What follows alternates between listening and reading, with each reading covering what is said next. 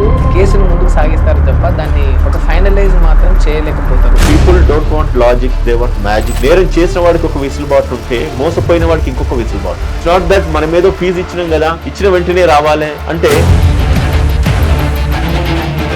భారతదేశంలోని చట్టాల్లో చాలా లూప్ హోల్స్ ఉన్నాయి. నేరం చేసిన వాళ్ళు తప్పించుకోవడానికి విసులుబాట్లు ఉండేది, దాన్ని లూప్ హోల్స్ కింద వాడుకొని మిస్యూజ్ చేస్తా ఉన్నారు. మిస్యూజ్ చేసేవాడికి అది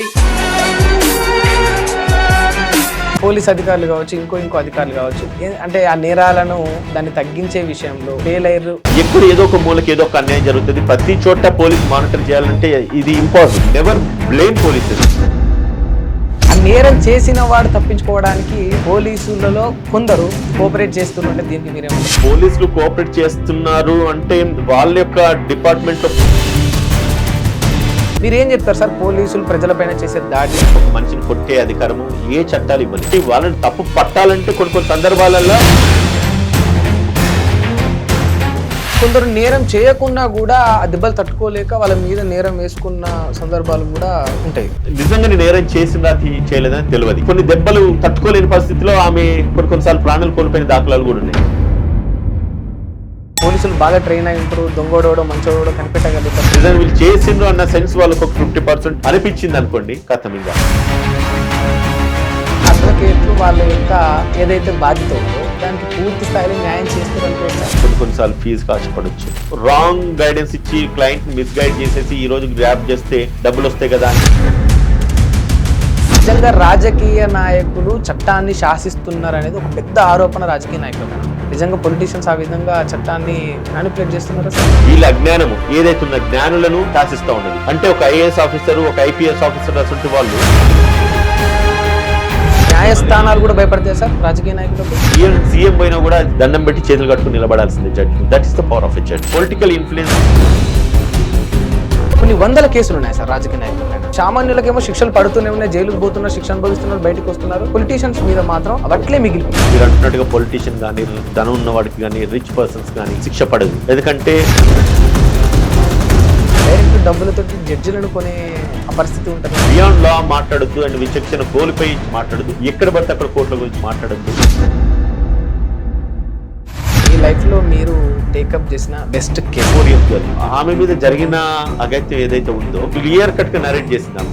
ఈ పాప మీద జరిగిన దేశవ్యాప్తంగా ఇంకెంతమంది మీద జరుగుతుంది. గవర్నమెంట్ స్కూళ్లలో చిన్నపిల్లల పరిస్థితులు ఏంటి? ఈ పాప అక్కడికి వెళ్ళగానే చెప్తా ఉన్నది అమ్మ వీడి అని చెప్పేసి. వీడియో షేర్ చేసిన ఫ్రాక్షన్ ఆఫ్ మినిట్స్ లోనే అది అక్రాస్ స్టేట్ మొత్తం వైరల్ అయిపోయింది. నేను ఏదో రోజు ఖచ్చితంగా తిరగబడాలనే. నమస్తే, వెల్కమ్ టు హిట్ టీవీ. నేను మీ Simhadri. Legal and human rights vice chairman advocate Udayakanth గారు మనతో ఉన్నారు. సార్ని వెల్కమ్ చేద్దాం. చాలా విషయాలు సార్తో డిస్కస్ చేసే ఉంది. Hi sir. హాయ్ సింహాద్రి, ఎట్లా ఉన్నారు? ఫైన్ సార్, మీరు ఎలా ఉన్నారు? అంటే ఓపెన్గా మాట్లాడుకుందాం. ఇంటర్వ్యూ అంతా కూడా రా ఉంటుంది. నేను కూడా మీ నుండి అదే ఆన్సర్లు ఎక్స్పెక్ట్ చేస్తున్నా. ఓకే. నిజంగా అడ్వకేట్లు ఈ యొక్క భారతదేశంలో జెన్యున్ గా ఉంటారా సార్? ఖచ్చితంగా ఉంటారు సింహాద్రి. నిజంగా ఉంటారా సార్? మాటికి ఉంటారు సింహాద్రి. మీకు ఎందుకు డౌట్స్ ఎందుకు వచ్చినాయి అంటే మీరు ఎదుర్కొన్న సమస్యలు ఏంటిది అంటే అడ్వకేట్స్ ఒక జెన్యూనిటీ కానీ ఫెయిర్నెస్ కానీ ఎక్కడ మిస్ అవుతుందని మీరు అనుకుంటా ఉన్నారు? చాలా మంది సమాజంలో ఎక్కడ మిస్ అవుతుందని మీ యొక్క ఒపీనియన్ చెప్పండి. దాన్ని బట్టి ఒకవేళ అది కరెక్టా కాదన్నది నా ఒక అభిప్రాయం కూడా నేను చెప్తాను. జనాలు అందరూ కూడా ఏమంటారంటే బేసిక్గా డబ్బులు ఎక్కువ తీసుకోవడం కోసం కేసు సాల్వ్ అయ్యేదున్నా లేకున్నా కూడా రేపు అయిపోద్ది మన బెంచ్ మీదకి వచ్చింది, జడ్జి గారు చూస్తున్నారు, ఇట్లా మాటలు చెప్తూ కేసును ముందుకు సాగిస్తారు తప్ప దాన్ని ఒక ఫైనలైజ్ మాత్రం చేయలేకపోతారు అనేది అడ్వకేట్ల పైన ఉన్న ప్రధాన ఆరోపణ. దానికి గల కారణాలు ఏమంటే సింహాద్రి, ఫస్ట్ ఆఫ్ ఆల్ మన జ్యుడిషియల్ సిస్టంలో రిక్వైర్డ్ యంత్రాంగం లేదు. అంటే జ్యుడిషియల్ యంత్రాంగం అంటే స్టాఫ్ కానీ, కోర్ట్స్ కానీ, వర్క్ చేసే జడ్జెస్ కానీ, అంటే నేరాలు అనేది డే బై డే ఇంక్రీజ్ అవుతా ఉన్నాయి. కోర్ట్స్ అట్లనే ఉంటున్నాయి, పోలీస్ స్టేషన్లు అంతే ఉంటున్నాయి, పోలీస్ స్టాఫ్ అంతే ఉంటున్నారు, కోర్ట్ స్టాఫ్ అంతే ఉంటున్నారు.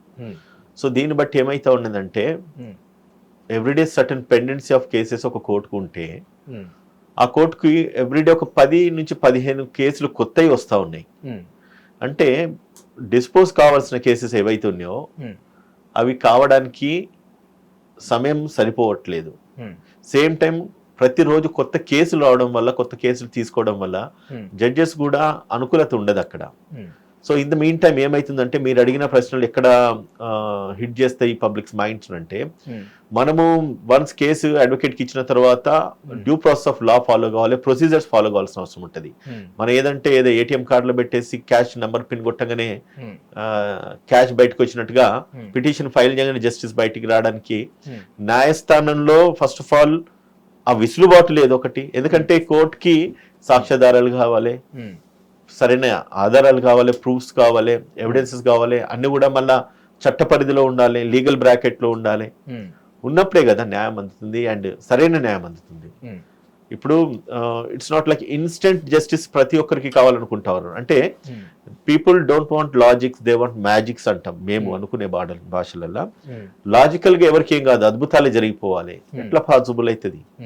నేరం చేసేవాడు నేరం చేస్తున్నాడు, ఒకసారి అన్యాయం జరిగిన తర్వాత వాళ్ళని వాళ్ళు కాపాడుకోలేక అంటే అజ్ఞానంతో మోసపోవడం, దాని తర్వాత వాళ్ళని వాళ్ళు ప్రొటెక్ట్ చేసుకోలేక న్యాయస్థానాలను ఆశ్రయించడం, తద్వారా ఒక న్యాయవాదిని ఒక బ్యారియర్ గా అంటే కోర్టుకి అండ్ వాళ్ళ వ్యక్తులకు మధ్యలో ఒక మధ్యవర్తిగా న్యాయవాదులను పెట్టుకోవడము.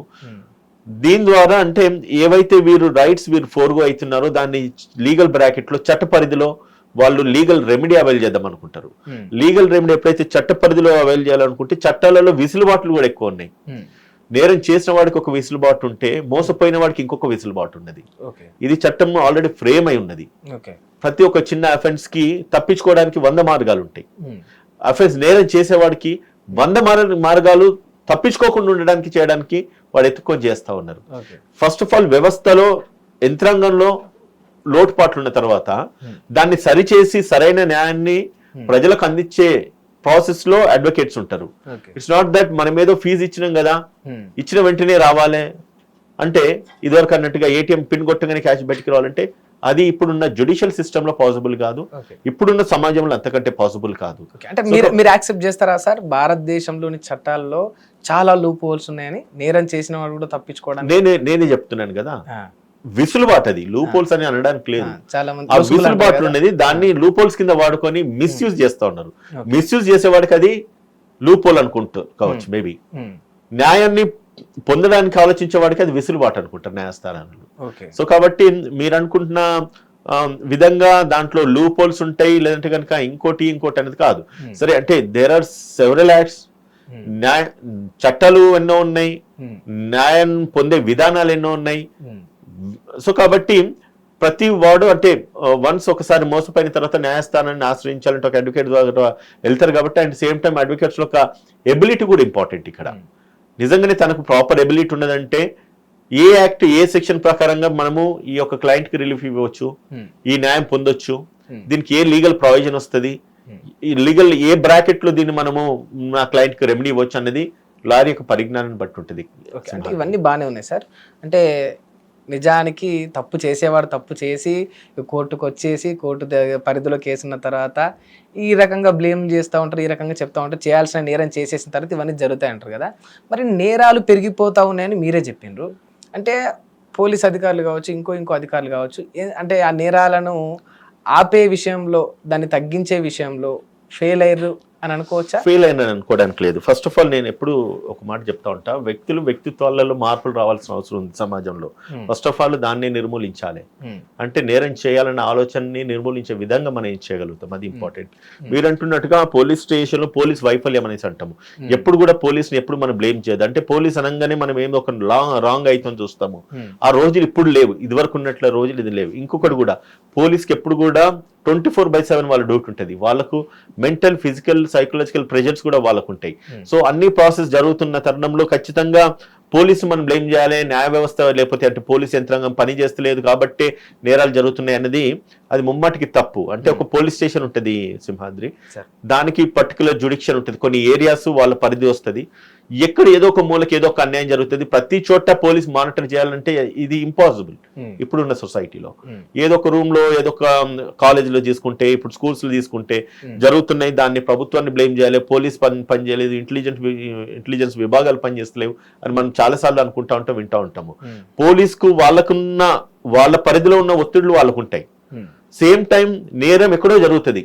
జరిగిన నేరానికి ఆ కన్సర్న్ ఎస్ఐ బాధితుడు, సిఐ బాధితుడు, లేకపోతే ఆ కన్సర్న్ పోలీసులే బాధితుడు అని అనడానికి బాగానే ఉంటది. కానీ ఒక్కసారి వాళ్ళ ఫుట్ లోకి మనం వాళ్ళ షూస్ లోకి మన ఫుట్ పెట్టి చూస్తే వాళ్ళు పడుతున్న ప్రెషర్ ఏవైతున్నదో, వాళ్ళు చేస్తున్న వర్క్స్ ఏవైతున్నాయో, ఫ్యామిలీని వదిలేసి భార్య పిల్లల్ని వదిలేసి 24 గంటలు ఏ అర్ధరాత్రి ఫోన్ వచ్చినా కూడా మనం పోతాం, టక్కన పోలీసులు అటెండ్ అవుతారు. నేను ఒక మాట అడుగుతాను సింహాద్రి, నీకేదైనా కష్టం వస్తే ఇమీడియట్ గా మీ అన్నయ్యకి ఫోన్ చేసినా రాకపోవచ్చు, మీ నాన్నకి ఫోన్ చేసినా రాకపోవచ్చు, నీ భార్య పిల్లలకు ఫోన్ చేసినా రాకపోవచ్చు. కానీ ఈ రోజు పోలీస్ నిజంగానే నువ్వు with in fraction of minutes లో మీ ముందు ఉంటున్నారు.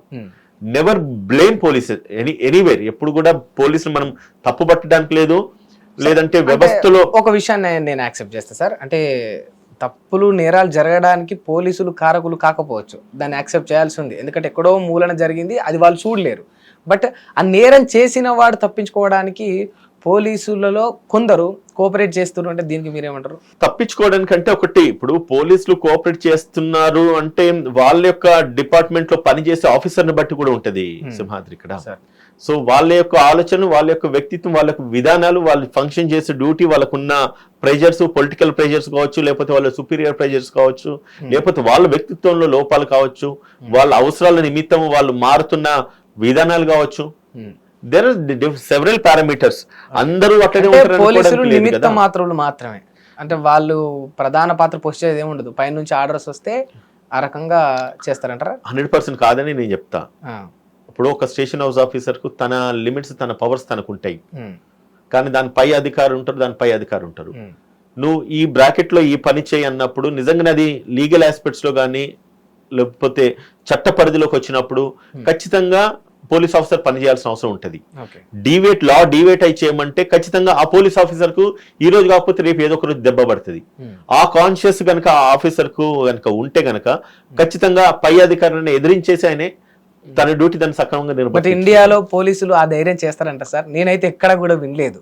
చేయొచ్చు అనే విధంగా మీరు చెప్తున్నారు, కానీ చేసినట్టయితే ఒకటి కూడా చూడలేదు. అదే అంటున్నా, depends upon every individual officer, వాళ్ళ వ్యక్తిత్వాన్ని బట్టి ఉంటుంది. అట్లా కనుక చేస్తే ఏమైతుందంటే, ఇప్పుడు ఇన్ జనరల్ చెప్తున్నా, ఆ పోలీస్ సుపీరియర్ ఆఫీసర్ కు అనుకూలంగా పని చేయలేదు అనుకోండి, ట్రాన్స్ఫర్ చేయడం ఏదో చేస్తారు. ఆ పొలిటీషియన్ కు అనుకూలంగా పని చేయలేదు అనుకోండి, ఆ ఏరియా ఎమ్మెల్యే లేకపోతే ఇంకోరు వాళ్ళకున్న ఇన్ఫ్లుయెన్స్ లో ఈయన ఏదో రకంగా ప్రెషర్ పెట్టేసి ఈయన డిస్టర్బ్ చేసే ప్రయత్నం చేస్తారు. ఒక ఇన్స్పెక్టర్ కో లేకపోతే ఎస్ఐకో సిఐకో ఒక చోట ఓ పర్టికులర్ పోస్టింగ్ వచ్చిందంటే 3 సంవత్సరాలు 4 సంవత్సరాలు 3 సంవత్సరాలు ఖచ్చితంగా ఉండాలి. అండ్ ఫ్యామిలీని ఎస్టాబ్లిష్ చేసుకోవాలి, పిల్లల్ని చదివించుకునే విధానాలు కావచ్చు, లేకపోతే ఆ స్టేషన్ అలవాటు అయ్యే అట్మాస్ఫియర్ ఉండొచ్చు. ఇవన్నీ కూడా వాళ్ళకి ఏమైందంటే దాన్నంటే ఏ పోలీస్ స్టేషన్కి వెళ్ళలేదో, లేకపోతే ఒక సుపీరియర్ ఆఫీసర్కి మనం పని చేయలేదో, రేపు పిల్లల్ని మళ్ళీ ట్రాన్స్ఫర్ చేస్తారు, ఒక లూప్ లైన్లు వేస్తారు. ఇవన్నీ డిస్టర్బెన్స్ ఎందుకు అని కొన్ని ఒత్తిళ్ల వల్ల వాళ్ళ వ్యక్తిత్వాలను కోల్పోయి కూడా పనిచేయాల్సిన పరిస్థితులు కొన్ని ఈవెన్ నాట్ ఓన్లీ ఎస్ఐసి అనే కాదు, కానిస్టేబుల్ నుంచి మొదలు పెడితే డీజీపీ దాకా ప్రతి ఒక్కరికి డిపార్ట్మెంట్ లో ఒత్తిడి ఉంటది, ప్రెజర్ ఖచ్చితంగా ఉంటది. ప్రెజర్ కు అనుకూలంగా వాళ్ళు సానుకూలంగా వాళ్ళను అట్మాస్ఫియర్ క్రియేట్ చేసుకోవాలి, పని చేయాలి. సేమ్ టైమ్ ఇప్పుడు మీరు అంటున్నారు కదా, పోలీసులు ఇట్లా ఇన్ఫ్లుయెన్స్ అవుతున్నారు, లేకపోతే ఇంకోటి ప్రలోభాలకు లోన్ అవుతున్నారు. అటువంటిప్పుడు ఈ బ్లేమ్ తీసుకొని కూడా వాళ్ళకి తప్పదు, ఇంకా దీనికి ప్రిపేర్ కావాలి, అటు దానికి ప్రిపేర్ కావాలి. ఇన్ని ఒత్తిళ్లు పోలీసుల పైన ఉన్నాయంటారు, ముమ్మాటికి ఉంటాయి కదా. మనకి తెలియదు ఏమున్నది, ఆలోచించితే ఒకసారి ఇదే చెప్పినా కదా, వాళ్ళ షూస్ లో మనకు కాలు పెట్టి చూస్తే వాళ్ళు అనుభవిస్తున్న ఇబ్బంది లేదనేది మనకు అర్థమవుతుంది. ఓకే సార్, అంటే ఈ విషయాలన్నీ బాగానే ఉన్నాయి. బట్ జనాలు పోలీసుల నుండి ఎదుర్కొనేది ఒక ప్రధానమైన బాధ ఏంటంటే వాళ్ళకి దెబ్బలు. అంటే పోలీసుల చేతికి పోతే ఎక్కడ కొడుతారో అన్న భయం. పోలీసులు కొట్టినా కూడా తిరిగి బయటికి చెప్పుకోలేరన్న ధైర్యం కూడా ఉండదు, చెప్పుకోవాలనే ధైర్యం ఉండదు. అంటే లాకప్ డెత్తులు అయినవి చూసినాం మనం, లాఠీ చార్జీలు అయినవి చూసినాం, నడి రోడ్లపైన విచక్షణారహితంగా సామాన్యులను పేదవాళ్ళను పోలీసులు కొట్టిన సందర్భాలు కూడా చూసినాం. అంటే ఒక హ్యూమన్ రైట్స్ వైస్ చైర్మన్గా మీరు ఏం చెప్తారు సార్ పోలీసులు ప్రజలపైన చేసే దాడిని?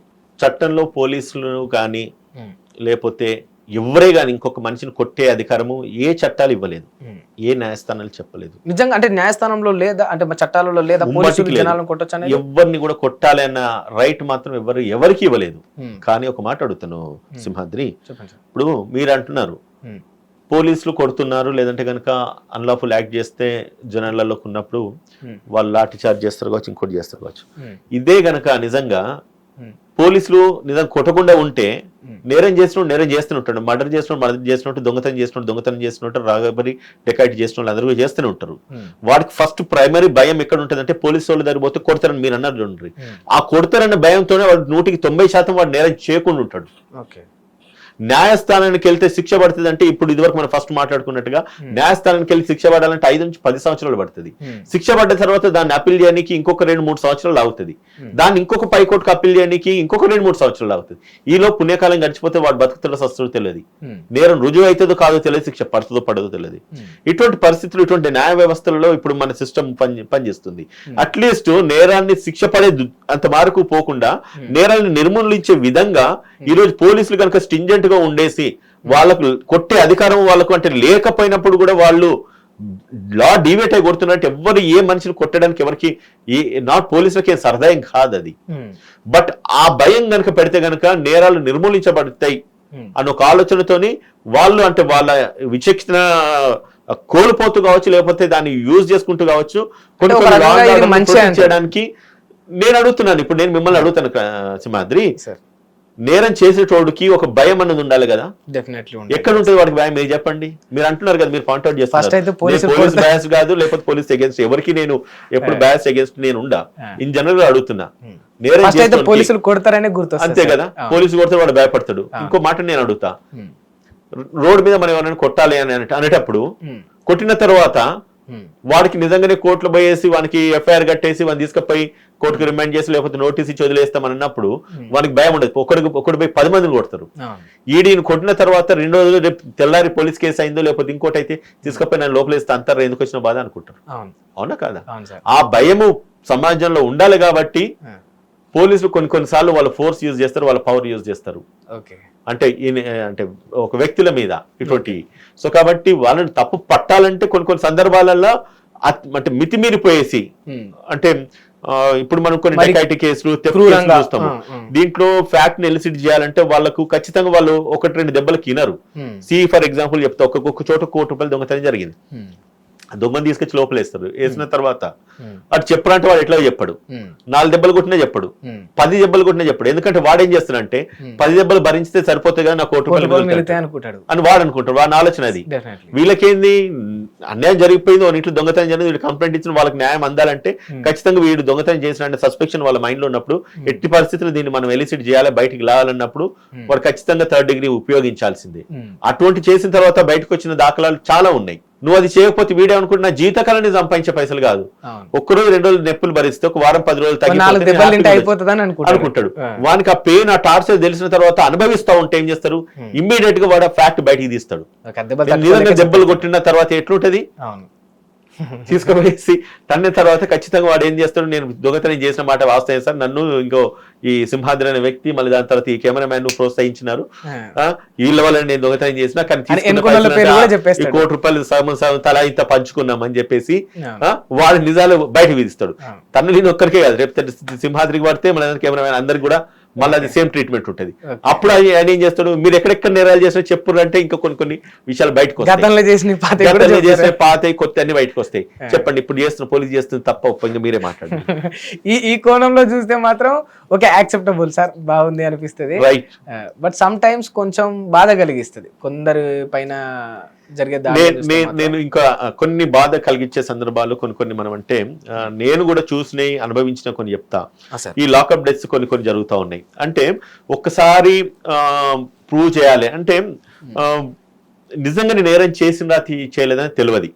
ఒక సర్వెంట్ ఉంటుంది, ఒక లేడీ అయి ఉంటుంది, ఆ ఇంట్లో దొంగతనం జరిగిందని చెప్పి వీళ్ళు చెప్తూ ఉంటారు. చెప్పినప్పుడు ఆ లేడీని తీసుకొచ్చి వీళ్ళు కొడతారు. కొట్టిన తర్వాత ఇదివరకు చెప్పినట్టుగా కొన్ని దెబ్బలు తట్టుకోలేని పరిస్థితిలో ఆమె కొన్నిసార్లు ప్రాణాలు కోల్పోయిన దాఖలాలు కూడా ఉన్నాయి. కొందరు నేరం చేయకున్నా కూడా ఆ దెబ్బలు తట్టుకోలేక వాళ్ళ మీద నేరం వేసుకున్న సందర్భాలు కూడా ఉంటాయి. సింహాద్రి ఒకటి అటువంటి సందర్భాలు 2-3% కంటే ఎక్కువ ఉండేయని నేను భావిస్తా ఉన్నాను.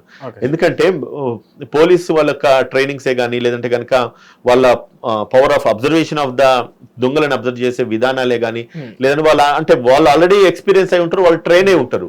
నిజంగానే వీళ్ళు నేరం చేసిందా లేదనేది వాళ్ళు ఫస్ట్ ఇన్స్టాన్స్ లో 50 to 70%. నిజంగా అంటే పోలీసులకు ఆ ఇంటెలిజెన్స్ ఉంటుందా సార్? అంటే చాలా మంది చెప్తా ఉంటారు పోలీసులు బాగా ట్రైన్ అయి ఉంటారు, దొంగోడోడో మంచోడో కనిపెట్టగలుగుతారు. ఖచ్చితంగా ఉంటుంది, ఎందుకంటే వాళ్ళని ట్రైన్ చేసే వాళ్ళు కూడా మంచి మేధావులే ఉంటారు. ఇటువంటి ఎన్నో కేసులు, కొన్ని 100,000 కేసులు చూసి వచ్చిన వాళ్ళు కూడా వాళ్ళని ట్రైన్ చేస్తూ ఉంటారు. ఫ్రెష్ గా రిక్రూట్ అయ్యే కానిస్టేబుల్స్ కావచ్చు, లేకపోతే ఎస్ఐలే కావచ్చు, ఇంకెవరన్నా ఇప్పుడు గ్రూప్ 1 లో డిఎస్పీలో ఏసీపీలో సెలెక్ట్ అయ్యే ఆఫీసర్స్ వీళ్ళంతా ఉంటారు. ఈవెన్ ఐపీఎస్ ఆఫీసర్ వాళ్ళని ట్రైన్ చేసే విభాగాలు కానీ ట్రైన్ చేసే ఆఫీసర్స్ కూడా అందరు కూడా they are most eminent officers ఉంటారు. వాళ్ళ యొక్క ఎక్స్పీరియన్సెస్ ఏవైతే ఉంటాయో ఖచ్చితంగా ముమ్మాటికి వీళ్ళని ఏ విధంగా అయితే ట్రైన్ చేసి పంపిస్తారో వాళ్ళకు అంటే fraction of seconds are minutes లో వాళ్ళు దే కెన్ గ్రాబ్ వెదర్ వాడు నేరం చేసినాడా లేడా, వాడు దొంగన కాదా, లేకపోతే వీడు మర్డర్ చేసినాడా లేదా, వాళ్ళ వ్యక్తిత్వాలు నిజంగానే అదే విధంగా ఉన్నాయా అంటే జనరల్ గా మనం అంటే కొందరు చూసిన వెంటనే గమనిస్తా ఉంటారు, అర్థం చేసుకుంటారు. నిజంగా వీళ్ళు చేసిండ్రు అన్న సెన్స్ వాళ్ళకు ఒక 50% అనిపించింది అనుకోండి, కథం ఇంకా వాళ్ళని చెట్ల నిజం బయటికి లాగుతారు. 99% సక్సెస్ అయితే అని నేను అనుకుంటున్నా. నేను పోలీస్ ఆఫీసర్ని కాదు, బట్ ఇన్ జనరల్ గా నేను కేసులు చూస్తాను కాబట్టి క్లయింట్స్ దగ్గరకు వచ్చి మాట్లాడే విధానాలు కావచ్చు, లేకపోతే పోలీసులతో సమ్ టైమ్స్ నేను ఇంటరాక్ట్ అయ్యే విధానాలు కావచ్చు, లేకపోతే వాళ్ళని నేను గమనించుతున్న విధానాలు కావచ్చు. నిజంగానే ఒకసారి ఒక ఇన్స్పెక్టర్ లేకపోతే ఎస్ఐసిఐ ఒకడు వీడు దొంగ సార్ అని చెప్తుంటారు. నిజంగా వాడిని ఒకసారి డెప్త్కి వెళ్తే వాడు నేరం చేసిండా లేదన్నది మనకు అర్థమవుతూ ఉంటాయి. ఒక 10 కేసులు చూసిన తర్వాత ఇన్ జనరల్ గా వీళ్ళ యొక్క అబ్జర్వేషన్స్ అంటే పోలీస్ యొక్క పవర్ ఆఫ్ అబ్జర్వేషన్స్ ఎట్లా ఉన్నాయి, నేరేం చేసేటోడిని రియాక్షన్స్ ఎట్లా ఉన్నాయి, నేరేం చేసిన తర్వాత వీళ్ళు ఎట్లా ప్రూవ్ చేస్తున్నారు, ఇవి కోర్టుకు వచ్చిన తర్వాత దీన్ని మనం ఎట్లా ప్రూవ్ చేయాలి, డిస్ప్రూవ్ చేయాలి. అడ్వకేట్ గా మా రోల్ మాకు ఉంటుంది కదా, మా క్లయింట్ కాపాడుకుంటాడు, దొంగ మంచోడ చెడ్డోడు అన్నది కాదు. ఫీజు ఇచ్చిన తర్వాత క్లయింట్ పనిచేయాలి కాబట్టి సో మా డ్యూటీస్ మేము చేస్తాం కాబట్టి ఈ ప్రాసెస్ లో అటు పోలీసులను గమనించాల్సిన అవసరం ఉంటుంది, నేరం చేసినోడ చేయనోడ వాళ్ళని కూడా గమనించాల్సిన అవసరం ఉంటుంది. ఈ రెండింటిని అబ్జర్వ్ చేసేసి కోర్టు ముందు మా ప్రెజెంటేషన్స్ మేము ఇవ్వాల్సిన అవసరం మాకుంటది. కాబట్టి మేము కూడా అంటే అంత ఎక్కువ పోలీసులకు ట్రైనింగ్ మాకు లేకపోయినా కూడా బట్ మీరు మాత్రం అందరినీ టచ్ చేస్తారు కదా సార్, అంటే పోలీసులను కావచ్చు, ఇక్కడ ముద్దాయిలను కావచ్చు, అక్యూజ్లను కావచ్చు, అక్కడ న్యాయస్థానాన్ని కావచ్చు, అందరిని అంటే కాదు సింహాద్రి. అడ్వకేట్స్ యొక్క ప్రామినెన్స్ భారతదేశంలో లేని యంత్రాంగం, లేని డిపార్ట్మెంట్, లేని ఇండస్ట్రీ కానీ, లేని ప్లేస్ కానీ ఉండదు. ఈ ఒక వాస్తవం చెప్తున్నా, ప్రతి ఇంట్లో ఒక కేసు ఉంటుంది, ప్రతి కేసుకు ప్రతి ఇంటికి ఒక అడ్వకేట్ కావాల్సిన అవసరం ఉంటుంది. హార్డ్లీ 1-2% ఉండకపోవచ్చు, మేబీ వాళ్ళ లైఫ్ టైమ్ లో చూడరు. ఒక్కొక్కసారి వాళ్ళు విక్టిమ్ అయిపోతారు, న్యాయస్థానికో పోలీస్ స్టేషన్కో లాయర్ దగ్గరకు ఒక్కొక్కసారి వాళ్ళు నేరం చేసిపోతారు కావచ్చు. కానీ ఎట్టి పరిస్థితుల్లో లీగల్ ఆస్పెక్ట్స్, లీగల్ బ్రాకెట్స్ ప్రతి చోట కనెక్ట్ అవుతుంది. ఇదే కాకుండా మీరు ఈవెన్ ఒక షాప్ పెట్టాలన్నా, ఒక కంపెనీ ఫ్లో చేయాలన్నా, రన్ చేయాలన్నా, ఈవెన్ మీ టీవీ ఛానల్ రన్ కావాలన్నా, మీ టీవీ ఛానల్ మీద ఎవరైనా డిఫమేషన్ సూట్ ఫైల్ చేసినట్టే లాయర్ దగ్గరికి పోవాలి, రైట్? మీ టీవీ ఛానల్ మీరెవరి మీద కేసు వేయాలనుకుంటే మీరు లాయర్ దగ్గరికి వెళ్ళాలి. ప్రతి aspects will definitely connect with the legality. ఒక అడ్వకేట్స్ ఒక న్యాయ వ్యవస్థలో అంటే బాడీ కాల్ లైక్ అంటే ఈవెన్ ఒక సాధారణమైన వ్యక్తి కూడా న్యాయాన్ని తెలుసుకొని లేకపోతే చట్టాన్ని తెలుసుకొని వ్యవహరించాల్సిన అవసరం ఉంటుంది. న్యాయం మాకు తెలియదు లేకపోతే చట్టం మాకు తెలియదు అంటే దాన్ని క్షమించే అంటే ఇట్ నాట్ ఎక్స్క్యూజబుల్ అంటాం మేమంటే లీగల్ భాషలో. Ignorance of law is not excusable అంటాము. అంటే న్యాయం తెలియదు, నేను ఇది నేరం ఇట్లా అంటే ఇది చేస్తే నేరం అని చెప్పి నాకు తెలియదు కాబట్టి నేను చేసిన అంటే దాన్ని అంటే ఒప్పుకోదు, న్యాయస్థానాలు ఒప్పుకోవు. సో కాబట్టి సామాజిక పౌరుడిగా కూడా నీకు న్యాయం తెలియాల్సిన అవసరం ఉంది. సో ఇక్కడ ఇప్పుడు చెప్పండి, న్యాయస్థానాలు కానీ లేకపోతే అడ్వకేట్స్ రోల్ ఉండదని ఎక్కడని అనుకోవడానికి ఉందా? నిజంగా సార్, అంటే అడ్వకేట్ల పాత్ర ఇంత ముఖ్యమైనది ఈ సమాజంలో, పర్టికులర్గా చూసుకుంటే మన భారతదేశంలో ఇంకెక్కువ ఉంటుంది. అంటే ఇక్కడ చట్టాలు ఆ విధంగా ఉన్నాయి, ఇక్కడ వ్యవస్థ ఆ విధంగా ఉంది, మనుషులు ఆ విధంగా ఉన్నారు. అంటే మరి నిజంగా అడ్వకేట్లు వాళ్ళ యొక్క ఏదైతే బాధ్యత ఉందో దానికి పూర్తి స్థాయిలో న్యాయం చేస్తారు అనుకోవచ్చా? సమ్ టైమ్స్ అన్ఫోర్సబుల్ సర్కమ్స్టాన్సెస్, తప్పనిసరి విధానాలు అంటే కొన్నిసార్లు ఫీజు ఆశపడవచ్చు, సిచ్యువేషన్స్ కు వాళ్ళకి అనుకూలించకపోవచ్చు, న్యాయం అంటే నాలెడ్జ్ ఇగ్నోరెన్స్ అంటే లా తెలియకపోవడం కావచ్చు. అటువంటి పరిస్థితులలో కొన్నిసార్లు లా డిబేట్ అవుతుంది అండ్ అడ్వకేట్స్ కూడా డిబేట్ కావాల్సిన పరిస్థితులు ఉంటాయి. సో ఈ పారామీటర్స్లలో ఏ అడ్వకేట్ కూడా రాంగ్ గైడెన్స్ ఇచ్చి క్లయింట్ మిస్గైడ్ చేసేసి ఈ రోజు గ్రాప్ చేస్తే డబ్బులు వస్తాయి కదా అని చెప్పి అనుకుంటే వాళ్ళ ఫ్యూచర్ ఉండేది. ఒక మాట చెప్తా, ప్రతి ఒక్కరికి రిటైర్మెంట్ ఉంటుంది, but some people advocates, professionals, lawyers, engineers ఇటువంటి వాళ్ళకి ఇటువంటి ప్రొఫెషనల్ జాబ్ చేసేవానికి రిటైర్మెంట్ ఉండేది. As long as they are growing old, ఎంతైతే వాళ్ళు ముసలోళ్ళు అవుతారో పెద్దోళ్ళు అవుతారో వాళ్ళకి అంత అనుభవం వస్తుంది. ఎంతైతే అనుభవం వస్తుందో వాళ్ళు ఒక క్లయింట్ బేస్ బిజినెస్ ఇంకా పెరుగుతూ ఉంటది. చెప్తా ఉంటారు సముద్రం చట్టం అనేది ఎంత మనం నేర్చుకుంటే ప్రతి రోజు ఒక కొత్త పుస్తకమే, కొత్త అధ్యాయం అవుతుంది, కొత్త పుస్తకం అవుతుంది. సో కాబట్టి అడ్వకేట్స్ రోల్ ప్రామినెంటే సొసైటీలో. అండ్ ఏ అడ్వకేట్ కూడా రాంగ్ వేలో డబ్బులు సంపాదించాలని అనుకోరు. అండ్ నేను ఇదివరకు చెప్పినట్టుగా కొన్ని లీగాలిటీస్ తెలియకపోవడం కావచ్చు, పరిస్థితులు అనుకూలించకపోవచ్చు కావచ్చు, అండ్ కోర్ట్స్ లో మనకు అనుకూలమైన టైంలో ఆర్డర్స్, జడ్జిమెంట్స్ రాకపోవడం కావచ్చు. అటువంటి టైంలో ఎప్పుడైతే డిలే అవుతుందో అప్పుడు క్లయింట్ కి ఒక ఒక రాంగ్ కంక్లూజన్కి వస్తూ ఉంటారు. ఓకే. అడ్వకేట్స్ అందరు ఇట్లా బిహేవ్ చేస్తారు, వాళ్ళు పోతే కేసు తీసుకునేసేపు డబ్బులు తీసుకునేసేపు ఇట్లుంటారు, డబ్బులు తీసుకున్న తర్వాత ఇట్లా చేస్తారని చెప్పి అనడానికి, అంటే వాళ్ళకి అంటే క్లయింట్స్ కూడా తెలియదు అక్కడ లోపల ఏం జరుగుతుందని చెప్పేసి. తెలియని వాళ్ళే కదా కోర్టుకు వచ్చేది, వాళ్ళకి న్యాయం ఏంది చట్టాలు ఏం తెలియదు కాబట్టి ఒక మధ్యవర్తిని ఒక అడ్వకేట్గా పెట్టుకుంటున్నారు. వీళ్ళకి అన్ని మనం చెప్పినా కూడా వాళ్ళు అర్థం చేసుకునే పరిస్థితిలో వాళ్ళు ఉండరు.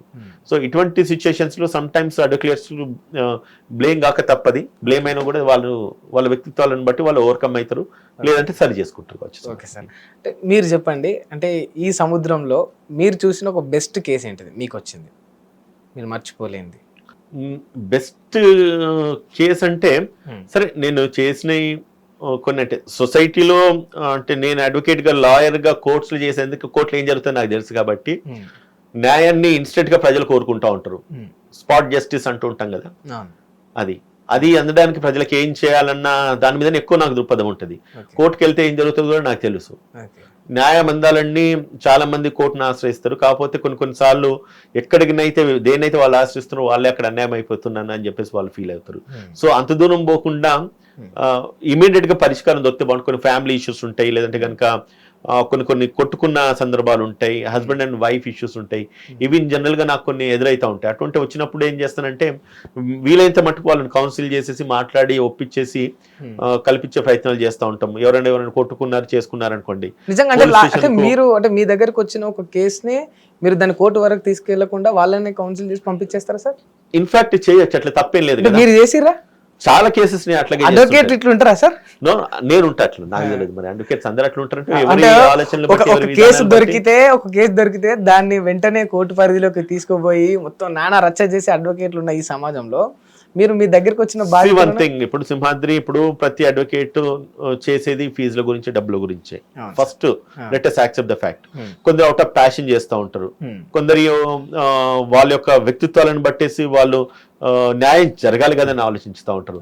కొందరు ఇదే అంటే నాకు కోర్టుకి వెళ్తే నాకు 1 లక్ష రూపాయలు ఫీజు వస్తుంది కావచ్చు, దాన్ని ఒక 6 నెలలు లేకపోతే సంవత్సరం లాగేదానికంటే నా ఆఫీస్ లో నేను ఒకవేళ కేసు నేను రిజాల్వ్ చేయగలిగితే నాకు 20,000 ఫీజు వస్తుంది కావచ్చు.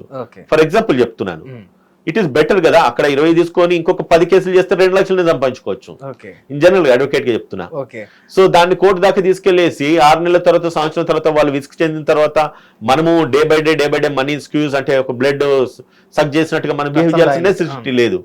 మన పరిధిలో మనం చేయగలుగుతాం. అక్కడ జడ్జెస్ ఏం చేస్తారు, అడ్వకేట్స్ ఏదైతే చెప్తారో దాన్ని విని అది లా అప్లై చేస్తారు, నిజంగానే అది న్యాయం అన్యాయం తీర్పిచ్చి పంపిస్తారు. ఇదే లా కదా మేము ఇంప్లిమెంట్ చేయాలనుకున్నా కూడా ఇదే లా ఇంప్లిమెంట్ చేస్తాము. ఇప్పుడు సమాజంలో ఏదైతే జరుగుతుందో అది చట్ట పరిధిలో ఉందా లేదా, అండ్ సేమ్ టైం సొసైటీకి మంచిదా కాదా అన్నది ప్రైమరీ ఫేస్ అంటే చూడగానే మనకు అర్థమైపోతుంది. కాబట్టి నేనైతే ఖచ్చితంగా ఎక్స్ప్లెయిన్ చేస్తాను. కోర్టుకి వెళ్తే నీ పరిణామాలు ఈ రకంగా ఉంటాయి. వన్స్ ద అప్పీల్ అంటే జడ్జిమెంట్ ఇచ్చిన తర్వాత ఇంకో అప్పీల్ ఉంటాయి, దానిపైన ఇంకో అప్పీల్ అట్లా 4 అప్పీల్ ఉంటాయి. దీనిలోపు నీ పుణ్యకాలం గడిచిపోతుంది. ఇట్ ఇస్ బెటర్ మీరు ఏదైనా ఉంటే కనుక సామరస్యంగా పరిష్కరించుకోండి, మిమ్మల్ని మీరు అర్థం చేసుకొని సరి చేసుకుని వెళ్తే బెటర్ కదా అని చెప్పిన సందర్భాలు చాలా. అంటే సోషల్ అంటే సోషల్ జస్టిస్ లేకపోతే ఇమీడియట్ గా వాళ్ళకి చేయాల్సిన పరిస్థితి వస్తే ఈ రెస్పెక్ట్ ఆఫ్ ఫీజ్, ఎందుకంటే మన ప్రాప్తంలో ఉన్నది ఎట్టి పరిస్థితుల్లో మనకు వస్తుంది, అది ఏది ఆగది. వీడిని స్క్యూజ్ చేసేసి లేకపోతే డైవర్ట్ చేస్తేనే మన డబ్బులు వస్తాయి అనుకోవడంలో ఎటువంటి ఇది లేదు. అంటే I don't believe in that. నేనైతే వ్యక్తిగతంగా నమ్మను. నిజంగా అంటే గ్రేట్ సార్, అట్లా ఉండాలి. వాస్తవానికి అడ్వకేట్ల పాత్ర ఆ విధంగా ఉండాలి, బట్ అందరిలో లేకపోతే డిపెండ్స్ కదా, ఎవరి ఇండివిజువల్ మెంటాలిటీస్ బట్టి ఉంటుంది కదా. సరే సార్, అంటే ఈ విషయాలన్నీ బాగానే ఉన్నాయి. మనము ఖచ్చితంగా చర్చించాల్సిన విషయం ఒకటి ఉన్నది. అంటే పొలిటీషియన్స్ అనే వాళ్ళు ఈ దేశంలో చాలా ముఖ్యమైన పాత్ర వహిస్తారు ఖచ్చితంగా. నిజంగా రాజకీయ నాయకులు చట్టాన్ని శాసిస్తున్నారు అనేది ఒక పెద్ద ఆరోపణ రాజకీయ నాయకుల పైన ఉన్నది. నిజంగా పొలిటీషియన్స్ ఆ విధంగా చట్టాన్ని మ్యానిపులేట్ చేస్తున్నారా సార్? నేను ఒకటి చెప్తా, రాజకీయ నాయకుల యొక్క పవర్ ఏందని చెప్తా. దే ఆర్ ద పబ్లిక్, ప్రజలు ఎన్నుకోబడ్డ వాళ్ళు. వాళ్ళు ఏం చేస్తారు అంటే అసెంబ్లీకి వస్తారు, ఎక్కడైతే చట్టాలు తయారవుతావు, పార్లమెంట్ పోతారు, ఎక్కడైతే చట్టాలు తయారవుతావు. వీళ్ళు అసెంబ్లీకి రావాలంటే ఫస్ట్ వీళ్ళకి ఓట్లు కావాలి. ఓట్లు కావాలంటే జనాలు వీళ్ళ చుట్టూ ఉండాలి. వీళ్ళు శాసిస్తున్నారంటే ఫస్ట్ ఆఫ్ ఆల్ చదువుకున్నాడు ఎవడు కూడా ఎమ్మెల్యేలు ఎంపీలు గారు, చాలా తక్కువ. ప్రజల్లో ఉన్నవాడు ఎన్నుకోబడుతున్నాడు. వాళ్ళు ఏం చేస్తున్నారు, ఎమ్మెల్యేలు అవుతున్నారు, ఎంపీలు అవుతున్నారు. అయిపోయిన తర్వాత ఏం చేస్తున్నారు, వీళ్ళ అజ్ఞానము ఏదైతే ఉన్న జ్ఞానులను శాసిస్తూ ఉన్నది. అంటే ఒక ఐఏఎస్ ఆఫీసర్, ఒక ఐపీఎస్ ఆఫీసర్ అసలు వాళ్ళు ఎంతో అధ్యయనం చేసేసి ఎంతో చదువుకొని వచ్చిన తర్వాత మళ్ళీ దాని తర్వాత అదే మంత్రులకి, అదే ఎమ్మెల్యేలకు, ఎంపీలకు సల్యూట్ కొట్టాల్సిన పరిస్థితి ఈ రోజు వ్యవస్థలో ఉన్నది. వీళ్ళు అంటే ఫస్ట్ ఆఫ్ ఆల్ ఈ ఎలక్ట్రల్ సిస్టమ్ లో కానీ లేదంటే కనుక electing of people representatives, public representatives ఆ సిస్టమ్ లో మార్పు రావాలి. మార్పు రావాలంటే మార్పు ఎవరు తేవాలి? మళ్ళీ అదే అసెంబ్లీ, అదే పార్లమెంట్ సభ్యులు తేవాలి. తీసుకొస్తారో తీసుకురారు. ఇది ఇంకా సిస్టమ్ అట్లా కన్స్ట్రక్ట్ అయి ఉన్నది బేస్ నుంచి. అంటే దీన్ని మార్చలేమా సార్? ఇక ఎట్లా మారుస్తుంది చెప్పండి? నీకు ఒక చేంజ్ రావాలంటే ఇది స్టేట్ లో అసెంబ్లీలో బిల్లు పాస్ కావాలి, లేదంటే పార్లమెంట్ లో బిల్లు పాస్ కావాలి. పాస్ చేయాల్సిన వాళ్ళు ఎవరు? వీళ్ళే. మళ్ళా వీళ్ళు ఏమైనా పాస్ చేయాలి? నేను మినిమం ఒక ఎడ్యుకేషన్ ఉంటే తప్ప ఖచ్చితంగా ఒక ఎమ్మెల్యే గానీ లేకపోతే ఎంపీ గానీ కాంటెస్ట్ చేసే రైట్ ఉండద్దు అని చెప్పేసి ఒక బిల్ రావాలి. చేస్తారా? సగం మంది కంటే వాళ్ళ కొంపకు వాళ్ళే నిప్పంటించుకో. అదే కదా మరి ఎక్కడ మార్పు వస్తుంది? సో సిస్టమ్ లో మారాలంటే ఎప్పుడైతే ఆల్రెడీ కన్స్ట్రక్ట్ అయ్యింది, విధానాలు కన్స్ట్రక్ట్ అయి ఉన్నది, అండ్ చదువుకున్న వాళ్ళు పబ్లిక్ దగ్గరలో ఉండరు, యాక్సెస్ లో ఉండరు కాబట్టి, పబ్లిక్ ఏం కావాలో తెలియదు కాబట్టి, పబ్లిక్ ఇష్యూలు అడ్రస్ చేయలేరు కాబట్టి వాళ్ళు పబ్లిక్ రిప్రజెంటేటివ్స్ గా ఎలెక్ట్ కాలేరు.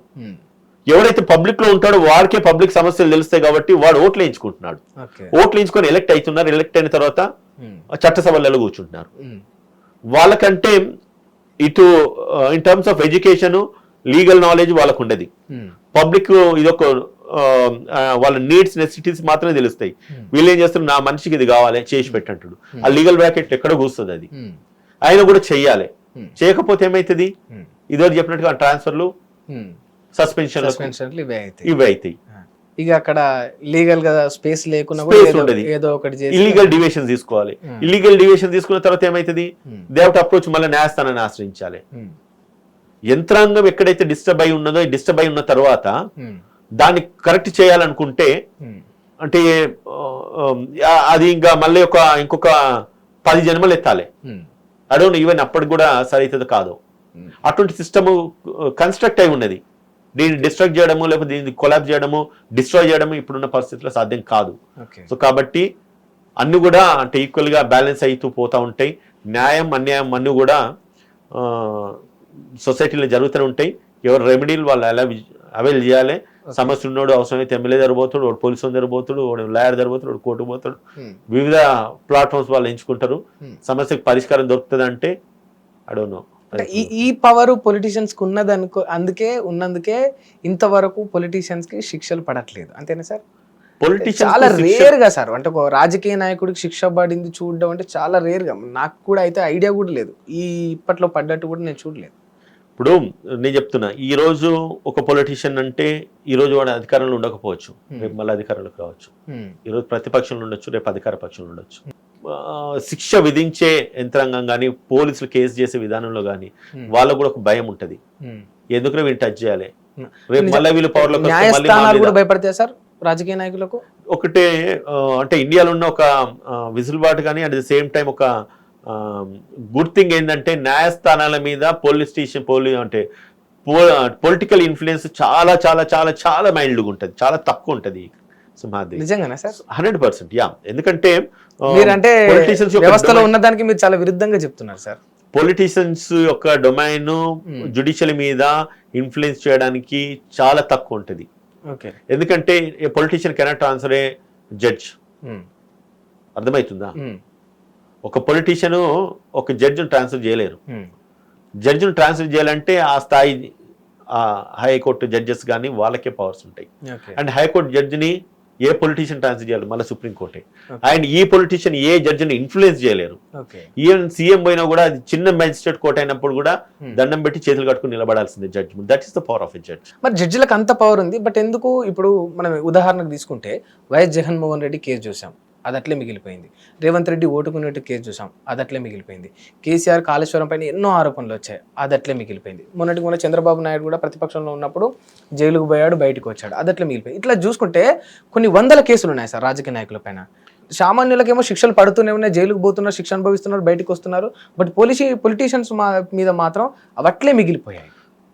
చట్టాలని అంటే ఉన్న చట్టాలు ఇదివరకు నేను చెప్పాను కదా, చట్టాలు ఉన్న విసులుబాట్లు కావచ్చు, లోటుపాట్లు కావచ్చు, దాని వినియోగించడానికి దానికి ప్రాపర్ నాలెడ్జ్ ఉండే లాయర్స్ కావాలి, ప్రాపర్ నాలెడ్జ్ ఉండే యంత్రాంగం కావాలి. మీరు అంటున్నట్టుగా పొలిటీషియన్ కానీ, ధనం ఉన్న వాడికి కానీ, రిచ్ పర్సన్స్ కానీ శిక్ష పడదు. ఎందుకంటే అడ్వకేట్స్ ఎవరి యొక్క అంటే చట్టాలు ఉన్న విసులుబాటుని ప్రాపర్ గా ఇంప్లిమెంట్ చేసే నాలెడ్జ్ ఉన్న అడ్వకేట్ ని వీళ్ళు హైర్ చేసుకోగలుగుతారు, వీళ్ళు తీసుకోగలుగుతారు, వీళ్ళు పెట్టుకోగలుగుతారు. కానీ మీరు అంటున్నట్టుగా కామన్ మ్యాన్ అంత ఎబిలిటీ ఉన్న లాయర్ని పెట్టుకోలేడు. మళ్ళీ ఏదో అంటే చిన్న స్థాయి లాయర్ని పెట్టుకోవాలి, ఎందుకంటే ఫీజులు కట్టుకోలేరు కదా. అడ్వకేట్స్ కావాల్సింది మోస్ట్ ఆఫ్ ద టైం ఫీజులే కదా. ఎక్కువ ఫీజు ఎవరు ఇస్తే వాళ్ళకి పని చేస్తారు. నాకు బిగ్ పొలిటీషియన్ వచ్చేసి ఒక 50 లక్షలు ఫీజు ఇస్తానంటే డెఫినెట్ గా ఆ కేసు చూస్తాను. కానీ ఎవరన్నా వచ్చేసి 50,000 ఫీజు ఇస్తానని చెప్పి ఒక పూర్ ఫెయిల్ వస్తుంది, ఆయనకి నా టైం వెచ్చించాను కదా. ఓకే, అటువంటప్పుడు నా ఒక్క ఎబిలిటీ ఉన్నా లేకపోయినా ఇంకో 10 మంది నా ఫ్రెండ్స్కి అడ్వకేట్లు ఫోన్ చేసేసి ఈ కేసు నుంచి మనం ఎట్లా బయటికి తీయాలి, ఆ నెట్వర్క్ నాకు ఉంటుంది, ఆ విసులుబాటు నాకు ఉంటుంది, అంత ఫీ స్ట్రక్చర్ నాకు వస్తుంది. అటువంటప్పుడు నేను ఈయనకి పని చేస్తున్నా, ఆయనకి పని చేస్తున్నాను. ఎవరైతే డబ్బులు ఎక్కువ ఇస్తారో వాళ్ళకి పని చేస్తాను.